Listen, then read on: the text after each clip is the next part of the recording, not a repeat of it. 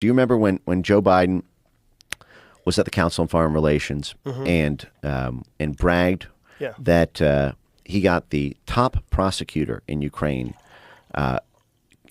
fired by the Ukrainian government because he explicitly conditioned the firing of the prosecutor who was investigating Burisma. He expressly conditioned their receipt of $1 billion in U.S. financial assistance on the firing of Victor Shokin, the prosecutor. And he said, well, son of a b, he was fired. And it's so crazy watching him brag about that publicly. It just shows you what an idiot he is. You know what that $1 billion in financial assistance was? It was a USAID grant. USAID Burisma. Because this is another element of this. Again, how is this all weaponized at home and whatnot? So Victor Shokin was investigating Burisma. Joe Biden personally weaponized USAID in order to force a foreign country's prosecutor to be fired in order to get that $1 billion. Can I stop you for a second? What was the investigation of Burisma? What did it entail? Well, I believe it was a similar corruption probe, that there was, that there was misuse of funding. All this stuff is well documented in Miranda Devine's book, The Big Guy. But if you open those four screenshots, I don't know if you're able to center it or zoom out a little bit. Western Protection is a great fucking title. Yeah. USAID to help young Biden. This is in 2014. Hey, remember when Hunter Biden's permanent blanket pardon goes back to? It goes back to 2014. Right.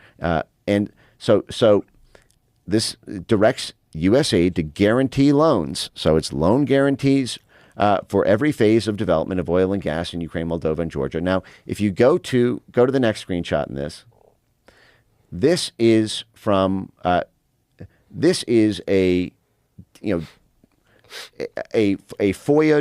or legally obtained internal document at the State Department, which says, despite his ruined name in Ukraine, Zlochevsky is actively campaigning for. He's been sending letters to ambassadors Yovanovitch and Pyatt. They note that Hunter Biden and Devin Archer are on the board, and they say even internally at State, USAID does have cooperation with Burisma. It says small-scale pre-existing cooperations. They're formally cooperating with Burisma in the region. They're noting that. And then if you go to the next screenshot,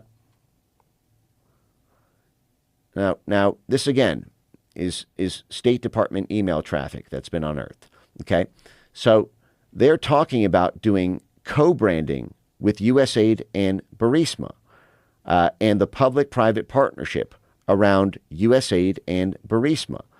But then noting, quote, the very sticky wicket of the Hunter Biden connection on Burisma's board. And then they go on to say that, they want to create incentives for journalists to ensure responsible and unbiased coverage. Very sticky wicket. What a weird way to phrase that in an official email. Right. What they're saying is it would be a major scandal if everyone knew the extent of it. They know it looks unseemly. They don't want the media to report on the massive conflict of interest of Joe Biden going in and kicking out that prosecutor and conditioning USAID money on it while USAID is directly working with Burisma. But then the State Department, using its media mockingbird apparatus funded by your tax dollars, the swarm of NGOs. Jesus Christ. And so if they're funded by the State Department, guess what? There's a State Department grant coordinator. Guess what? If they want to keep getting their contributions, there's going to need to be review and approval by USAID and by state, because often these are co-grants. And so they have the capacity to ensure that the incentives are aligned for the journalists to be responsible with the way they report on the USAID Burisma connection while Joe Biden is weaponizing USAID to protect Burisma.